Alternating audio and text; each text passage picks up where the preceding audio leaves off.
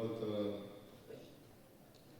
ಮಹಿಳಾ ಕಾಂಗ್ರೆಸ್ನ ಅಧ್ಯಕ್ಷಿಣಿಯಾದಂಥ ಶ್ರೀಮತಿ ಅಲ್ಕಾ ಲಂಬಾ ಅವರೇ,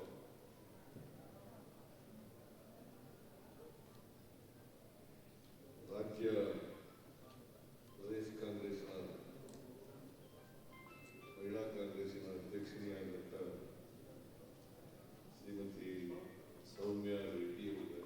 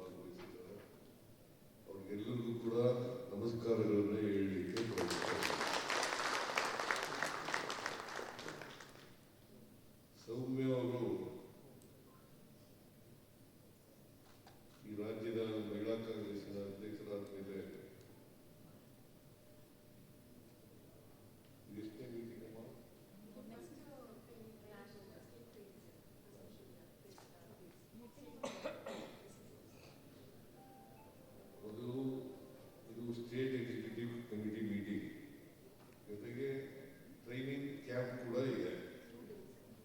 ಲೀಡರ್ಶಿಪ್ ಟ್ರೈನಿಂಗ್ ಕ್ಯಾಂಪ್ 2 ದಿನಗಳ ಕಾಲ ಇದೆ.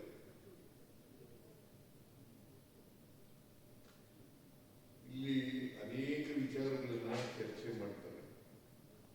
ದೇಶದ, ರಾಜ್ಯದ ಅನೇಕ ವಿಷಯಗಳು, ಆರ್ಥಿಕ, ಸಾಮಾಜಿಕ ವಿಚಾರಗಳನ್ನ ಚರ್ಚೆ ಮಾಡ್ತೀರಿ ಅಂತಕ್ಕಂಥ ನಂಬಿಕೆ ನನಗಿದೆ.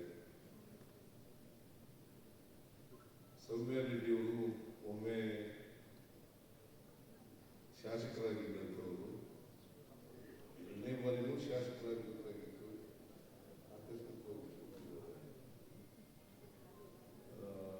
ಅವರು ಬಹಳ ಕ್ರಿಯಾಶೀಲ ವ್ಯಕ್ತಿ.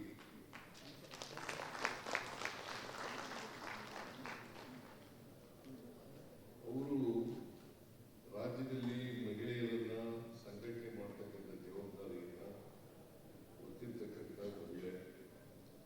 ನನಗೆ ರಾಜ್ಯದಲ್ಲಿ ಎಷ್ಟು ಸಾವಿರ ಮಾಡಿರೋದು, ಸುಮಾರು 1 ಲಕ್ಷ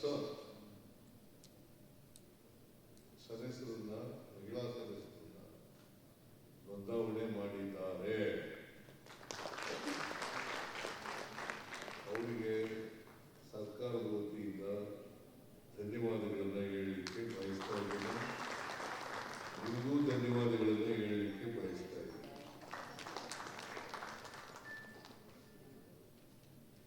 ಈ ನಾಯಕತ್ವದ ಗುಣ ಅದೇನು ಹೆರಿಡಿಟಿಯಾಗಿ ಬರೋದಲ್ಲ, ವಂಶ ಪಾರಂಪರಿಕವಾಗಿ ಬರ್ತಕ್ಕಂಥದ್ದಲ್ಲ. ನಾಯಕತ್ವ ಯಾವಾಗ ಬರ್ತದೆ ಅಂತಂದ್ರೆ, ನೀವು ಜನರ ಜೊತೆ ಸಂಪರ್ಕ ಇಟ್ಕೊಂಡಾಗ, ಜನಪರವಾಗಿದ್ದಾಗ ನಾಯಕತ್ವ ತಾನಾಗಿ ಬೆಳೀಲಿಕ್ಕೆ ಸಾಧ್ಯ. ಜೊತೆಗೆ ಅವಕಾಶಗಳು ಕೂಡ ಸಿಕ್ಕಬೇಕು. ಅವಕಾಶಗಳು ಸಿಕ್ಕಿದ್ರೆ ನಾಯಕತ್ವ ಬೆಳೀಲಿಕ್ಕೆ ಸಾಧ್ಯ ಆಗ್ತದೆ. ನೀವು ಕೂಡ ನಾಯಕರಾಗಲಿಕ್ಕೆ ಎಲ್ಲ ಅರ್ಹತೆಗಳನ್ನು ಪಡ್ಕೊಂಡಿದ್ದೀರಿ ಅಂತಕ್ಕಂಥ ಮಾತುಗಳನ್ನೇ ಈ ಸಂದರ್ಭದಲ್ಲಿ ಬಯಸ್ತಾ ಇದ್ದೀನಿ. ಕೆಲವರಿಗೆ ನಾಯಕತ್ವ ಇರೋದಿಲ್ಲ. ಈಗ ನಮ್ಮೊಬ್ಬರಿಗೆ ನಾಯಕತ್ವ ಇರೋದಿಲ್ಲ, ಅಥವಾ ನನಗೆ ನಮ್ಮಪ್ಪ ನಾಯಕನಾಗಿದ್ದ, ನಾನು ನಾಯಕನಾಗಿದ್ದೀನಿ, ಅವ್ರು ನಾಯಕರಾಗಿರ್ಬೇಕು. ನೀವು ನಾಯಕ ಆಗಿರೋದಮ್ಮ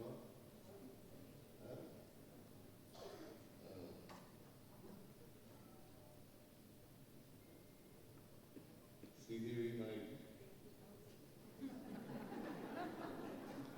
ದೇವದುರ್ಗಕ್ಕೆ ನನ್ನ ಕ್ಯಾಂಡಿಡೇಟ್ ಆಗಿದ್ರು.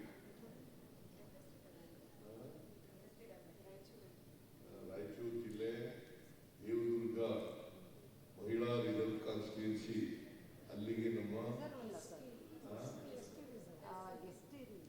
ಎಸ್ಟಿ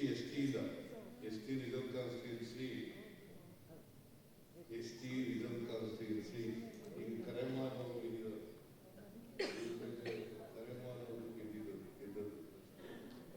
ಇವರು ನಮ್ಮವರೇ ಸರಿ ಮಾಡಲಿಲ್ಲ ಅಂತ ಕಾಣಿಸುತ್ತೆ.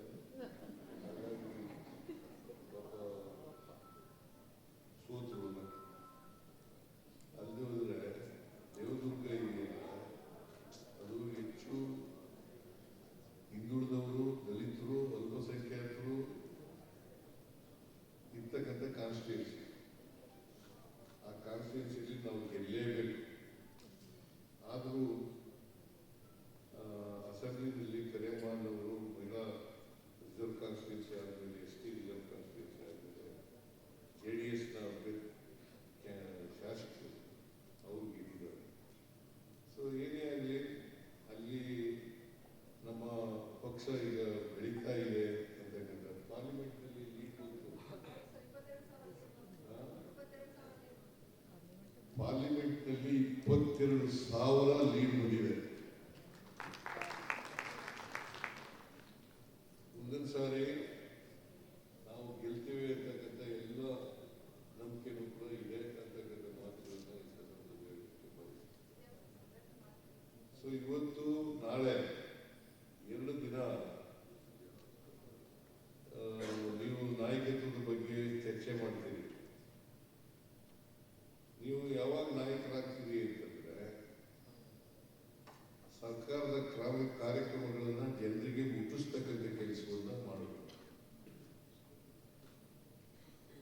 ನಮ್ಮ ಸರ್ಕಾರ ಯಾವತ್ತೂ ಕೂಡ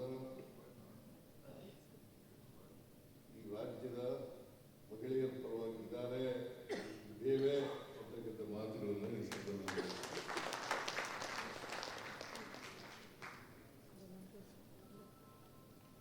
ಕಾಂಗ್ರೆಸ್ ಪಕ್ಷ ಯಾವಾಗಲೂ ಕೂಡ ಲಿಂಗ ತಾರತಮ್ಯ ಹೋಗ್ಬೇಕು ಅನ್ನೋದ್ರಲ್ಲಿ ನಂಬಿಕೆ ಇಟ್ಟಿರ್ತಕ್ಕಂಥ ಪಕ್ಷ. ಲಿಂಗ ತಾರತಮ್ಯ ಇರಬಾರ್ದು, ಯಾವುದೇ ತಾರತಮ್ಯ ಇರಬಾರ್ದು. ಸಾಮಾಜಿಕ ತಾರತಮ್ಯ ಇರ್ಬೋದು, ಆರ್ಥಿಕ ತಾರತಮ್ಯ ಇರ್ಬೋದು, ಲಿಂಗ ತಾರತಮ್ಯ ಇರ್ಬೋದು. ಈ ತಾರತಮ್ಯಗಳು ಇದ್ದೇ ಇರ್ತಕ್ಕಂಥ ಸಮಾಜವನ್ನು ನಿರ್ಮಾಣ ಮಾಡ್ತಕ್ಕಂಥದ್ದೇ ನಮ್ಮೆಲ್ಲರ ಗುರಿ, ಕಾಂಗ್ರೆಸ್ ಪಕ್ಷದ ಗುರಿ ಅಂತಕ್ಕಂಥ ಮಾತುಗಳನ್ನು ಈ ಸಂದರ್ಭದಲ್ಲಿ ಹೇಳಲಿಕ್ಕೆ ಬಯಸುತ್ತೇನೆ. ಬೇರೆ ಪಕ್ಷದವರು ಮಹಿಳೆಯರ ಬಗ್ಗೆ ಬಹಳ ಉದ್ದ ಭಾಷಣ ಮಾಡ್ತಾರೆ, ಆದರೆ ಮಹಿಳೆಯರಿಗೆ ಅವರ ಹಕ್ಕುಗಳನ್ನು ರಕ್ಷಣೆ ಮಾಡ್ತಕ್ಕಂಥ ಕೆಲಸವನ್ನು ಮಾಡಿದ್ದಾರೆ. ಇವತ್ತು ನೀವು ತಿಳ್ಕೋಬೇಕು,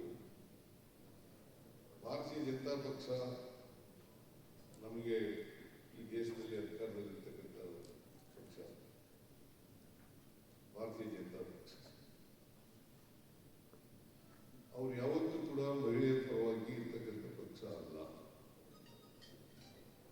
ನಾನು ಯಾಕೆ ಈ ಮಾತುಗಳನ್ನು ಹೇಳ್ತೇನೆ ಅಂತಂದ್ರೆ, ಇವತ್ತು ಮಹಿಳೆಯರಿಗೆ ಅಕ್ಷರ ಸಂಸ್ಕೃತಿಯಿಂದ ಬಹಳ ವರ್ಷಗಳ ಕಾಲ ದೂರ ಮಾಡಿದ್ದವ್ರು ಯಾರು? RSS ಅಂತ ಹೇಳ್ತಿದ್ದಾರಲ್ಲ, ಈ RSS ನವರು ಬಹಳ ದೂರ ಮಾಡಿದ್ರು. ನಿಮಗೆ ಹೇಗೆ ಹಿಂದುಳಿದವರು, ದಲಿತರು, ಅಲ್ಪಸಂಖ್ಯಾತರು, ಶೂದ್ರ ವರ್ಗ ಜನ ಅಕ್ಷರ ಸಂಸ್ಕೃತಿಯಿಂದ ವಂಚಿತರಾಗಿದ್ದು, ಅದೇ ರೀತಿ ಮಹಿಳೆಯರಿಗೂ ಕೂಡ ವಂಚಿತರನ್ನಾಗಿ ಮಾಡಿದ್ರು.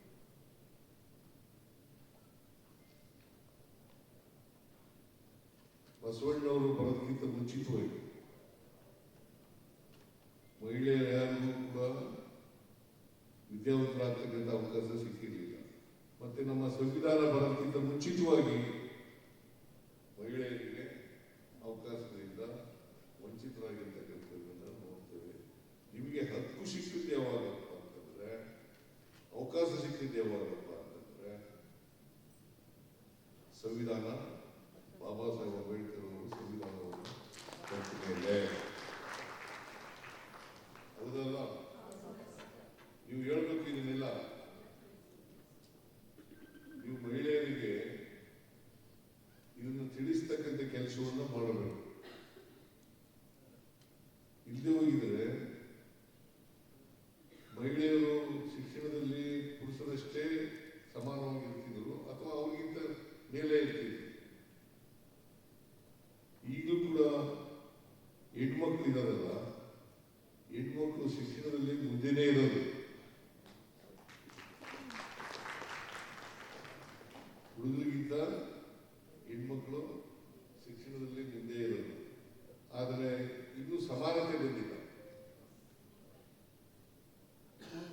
ನೀವು ಕಾಲೇಜ್ ಶಿಕ್ಷಣ ಇರ್ಬೋದು, ಶಾಲಾ ಶಿಕ್ಷಣ ಇರ್ಬೋದು, ಆ ಶಿಕ್ಷಣ ನೋಡಿದಾಗ, ಅಂಕಿಅಂಶಗಳನ್ನು ನೋಡಿದಾಗ ನಿಮಗೆ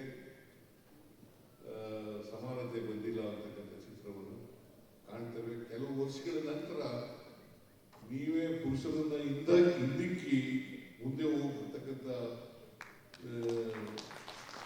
ಸಾಧ್ಯತೆಗಳಿದ್ದಾವೆ ಅಂತಕ್ಕಂಥ ಮಾತುಗಳನ್ನು ಕೂಡ ಹೇಳಲಿಕ್ಕೆ ಬರುತ್ತೆ.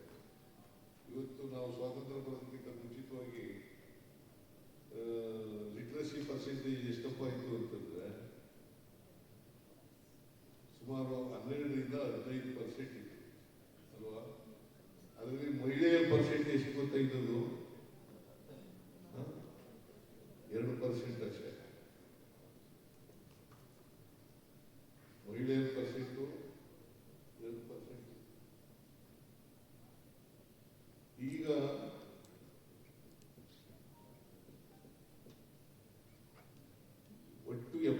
86% ಇದೆ ಸರಾಸರಿ. ಅದರಲ್ಲಿ ನೀವು 70 ಹತ್ರ ಇದ್ದೀರಿ.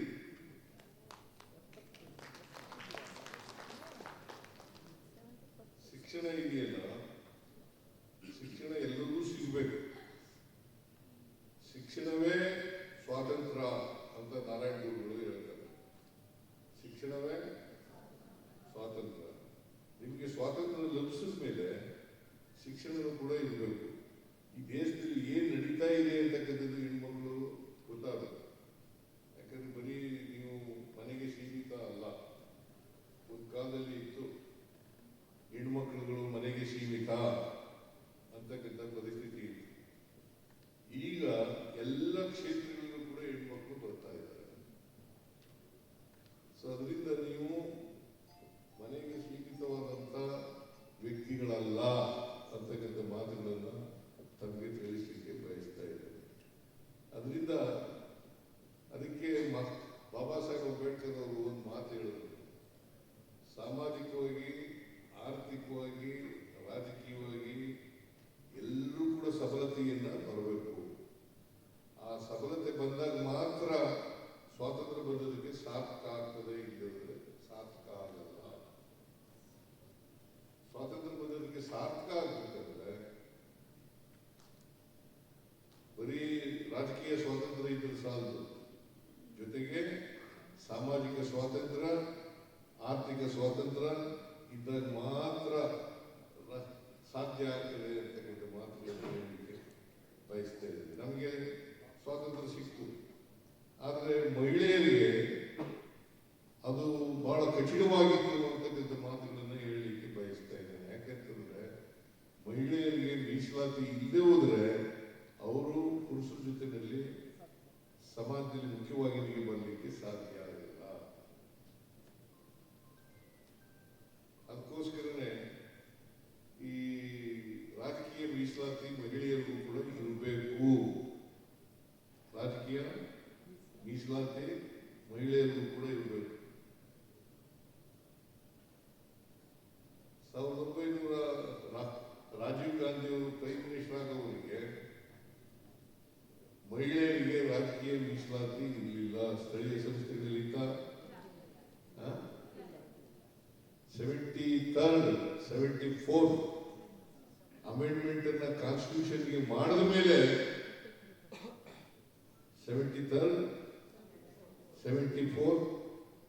ಅಮೆಂಡ್ಮೆಂಟ್ ಅನ್ನು ಮಾಡಿದ ಮೇಲೆ 73rd ಅಮೆಂಡ್ಮೆಂಟ್ ನಲ್ಲಿ ಪಂಚಾಯತ್ ಇನ್ಸ್ಟಿಟ್ಯೂಷನ್ಗಳಲ್ಲಿ ಮೀಸಲಾತಿ, ಆಮೇಲೆ ಸ್ಥಳೀಯ ಸಂಸ್ಥೆಗಳಲ್ಲಿ ಮೀಸಲಾತಿ 74ಕ್ಕೆ ತಿದ್ದುಪಡಿ ಇಲ್ಲ. ಅಲ್ಲಿವರೆಗೆ ರಾಹುಲ್ ಗಾಂಧಿ ಬರದೇ ಹೋಗಿದ್ರೆ ಈ ದೇಶದಲ್ಲಿ ಮಹಿಳೆಯರಿಗೆ ರಾಜಕೀಯ ಮೀಸಲಾತಿ ಇರ್ತಿರ್ಲಿಲ್ಲ. ರಾಜೀವ್ ಗಾಂಧಿ ಬರದೇ ಹೋಗಿದ್ರೆ ಮೀಸಲಾತಿ ಇರ್ತಿರ್ಲಿಲ್ಲ. ಇದನ್ನ ಬಹಳ ಜನ ಹೆಣ್ಮಕ್ಳು ಗೊತ್ತಿದೆಯೋ ಗೊತ್ತಿಲ್ಲ, ನನಗೆ ತಿಳಿಸ್ಬೇಕು. ಇದನ್ನ ನಿಮಗೆ ಗೊತ್ತಿದೆಯಮ್ಮ ನಾಯ್ಡು, ನಿಮಗೆ ಗೊತ್ತಿದೆ. ನೀನು ಬೇರೆಯವ್ರಿಗೆ ಕೇಳಬೇಕು. ಈಗ ಬಿಜೆಪಿಗೆ ಯಾಕೆ ಹೋಗ್ತಾರೆ ಹೆಣ್ಮಕ್ಳು? ಹಿಂದುತ್ವದ ಆಧಾರದ ಮೇಲೆ ಹೋಗ್ತಾರ? ಮೀಸಲಾತಿ ಕೊಟ್ಟವ್ರು ಯಾರು? Not BJP, Congress. ಇದನ್ನು ಗಟ್ಟಿಯಾಗಿ ಹೇಳ್ಬೇಕು ನೀವು. 33% ಕೊಟ್ಟರುವಾಗ. ಆಮೇಲೆ ಸೋನಿಯಾ ಗಾಂಧಿ ಅವರು 50% ಮಾಡಿದ್ರು. ನಿಮಗೆ ಸ್ಥಳೀಯ ಸಂಸ್ಥೆಗಳಲ್ಲಿ ಮತ್ತು ಪಂಚಾಯತ್ ಇನ್ಸ್ಟಿಟ್ಯೂಷನ್ಗಳಲ್ಲಿ 50% ಇದೆ. ಈಗ ನಾಳೆ ನಡೀತದಲ್ಲ ಚುನಾವಣೆ, ಬೆಂಗಳೂರು GBA 5 ಕಾರ್ಪೊರೇಷನ್ಗಳಿದ್ದಾವೆ. ಅಲ್ಲಿ ನಡೀತಕ್ಕಂಥ ಚುನಾವಣೆಯಲ್ಲಿ ನಿಮಗೆ 50% ರಿಸರ್ವೇಶನ್ ಇರಲೇಬೇಕು ಕಾನೂನು ಪ್ರಕಾರ.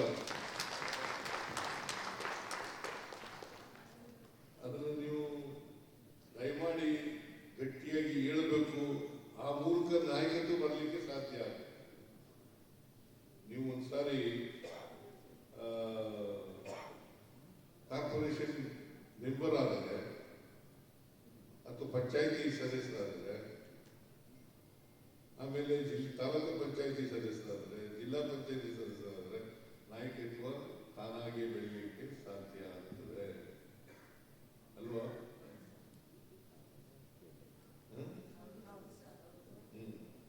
ಅದಕ್ಕೆ ನೀವು ಬಹಳ ಗಟ್ಟಿಯಾಗಿ ಜನಗಳು ಹೆಣ್ಮಕ್ಳು ಮುಂದೆ ಹೇಳಬೇಕು. ನಮಗೆ ಮೀಸಲಾತಿ ಕೊಡದೇ ಹೋಗಿದ್ರೆ ಗ್ರಾಮ ಪಂಚಾಯಿತಿ ಸದಸ್ಯರು ಆಯ್ತಿರ್ಲಿಲ್ಲ, ತಾಲೂಕ್ ಪಂಚಾಯಿತಿ ಸದಸ್ಯರು ಆಯ್ತಿರ್ಲಿಲ್ಲ, ಜಿಲ್ಲಾ ಪಂಚಾಯಿತಿ ಸದಸ್ಯರು ಆಯ್ತಿರ್ಲಿಲ್ಲ, ಮುನ್ಸಿಪಾಲಿಟಿ ಮೆಂಬರು ಆಯ್ತಿರ್ಲಿಲ್ಲ, ನಗರಸಭೆ ಮೆಂಬರು ಆಯ್ತಿರ್ಲಿಲ್ಲ, ನಗರ ಪಾಲಿಕೆ ಮೆಂಬರು ಆಯ್ತಿರ್ಲಿಲ್ಲ. ಇದು ಹೇಳ್ಬೇಕ ಬೇಡ? ಇದು ಇಡೀ ಸಮಾಜಕ್ಕೆ ಗೊತ್ತಾಗುತ್ತೆ, ಸಮಾಜಕ್ಕೆ ಗೊತ್ತಾಗುತ್ತೆ.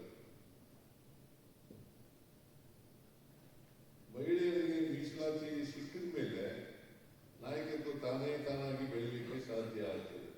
ಜೊತೆಗೆ ಪಾರ್ಲಿಮೆಂಟ್ ಅಸೆಂಬ್ಲಿಗಳಲ್ಲೂ ಕೂಡ ಕಾಂಗ್ರೆಸ್ ಪಕ್ಷ ಯಾವಾಗಲೂ ಕೂಡ ಮೀಸಲಾತಿ ಇರಬೇಕು, ಅಸೆಂಬ್ಲಿನಲ್ಲಿ ಕೂಡ ಮೀಸಲಾತಿ ಇರಬೇಕು, ಪಾರ್ಲಿಮೆಂಟ್ ನಲ್ಲಿ ಮೀಸಲಾತಿ ಇರಬೇಕು, 33% ಇರಲೇಬೇಕು ಅಂತಕ್ಕಂಥ ವಾದವನ್ನ ಮೊದಲಿಂದ ಕೂಡ ಮಾಡ್ಕೊಂಡು ಬರ್ತಾ ಇದೆ. ಅದು ಕಾಂಗ್ರೆಸ್ ಪಾರ್ಟಿಯ ಸಿದ್ಧಾಂತ. ನಾವು ಸಾಮಾಜಿಕ ನ್ಯಾಯದಲ್ಲಿ ನಂಬಿಕೆ ಇಟ್ಕೊಂಡಿರ್ತಕ್ಕಂಥವ್ರು.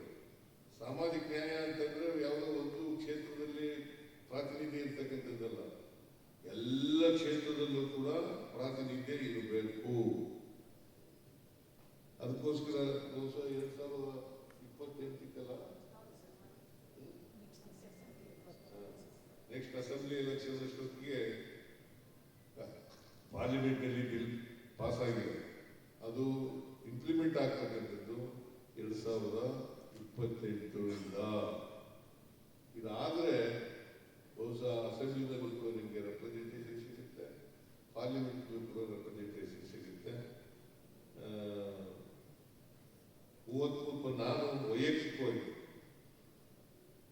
ಮಹಿಳೆಯರಿಗೆ 50% ಮೀಸಲಾತಿ ಇರಬೇಕು ಅಂತ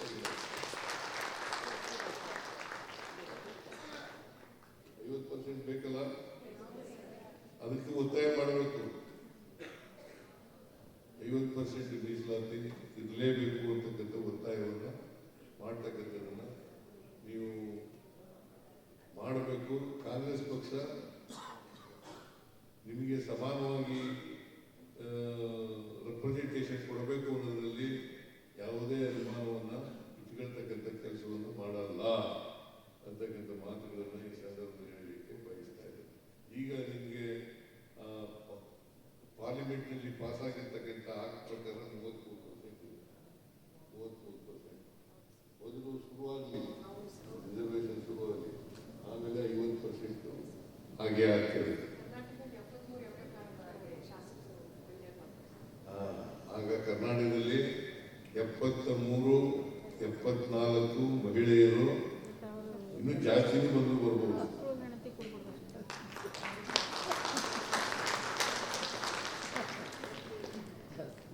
73, 74 ಮಹಿಳೆಯರು, 224ರ ಅಸೆಂಬ್ಲಿ ಸ್ಟ್ರೆಂತ್ ಇದೆಯಲ್ಲ, ಅದರಲ್ಲಿ 73, 74 ಸದಸ್ಯರು ಬರ ಸಾಧ್ಯತೆ ಇದೆ ಅಂತಕ್ಕಂಥ ಮಾತುಗಳನ್ನು ಹೇಳಲಿಕ್ಕೆ ಬಯಸ್ತಾ ಇದ್ದೇನೆ.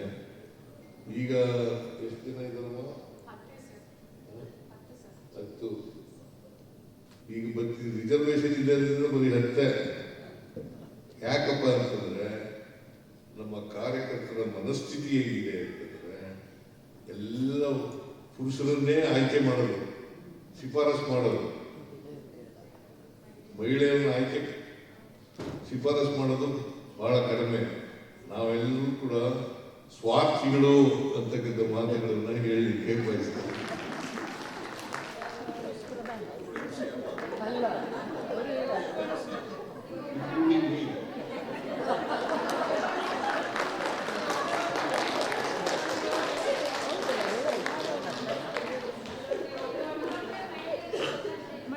ಹಾಗಂತೇಳಿ ನೀವು ಅದನ್ನೇ ಪ್ರಚಾರ ಮಾಡಕ್ಕೆ ಹೋಗಬೇಡಿ.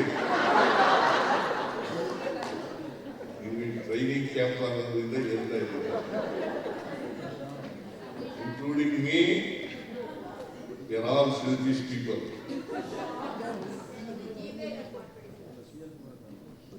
ನಮ್ಮ ಡೆಮಾಕ್ರಸಿನಲ್ಲಿ, ಪ್ರಜಾಪ್ರಭುತ್ವ ವ್ಯವಸ್ಥೆಯಲ್ಲಿ ಯಾವುದನ್ನು ಸುಲಭವಾಗಿ ಸಿಕ್ಕದಿಲ್ಲ. ಕೇಳಿ ತಗೋಬೇಕು, ಹೋರಾಟ ಮಾಡಿ ತಗೋಬೇಕು, ಫೈಟ್ ಮಾಡಿ ತಗೋಬೇಕು.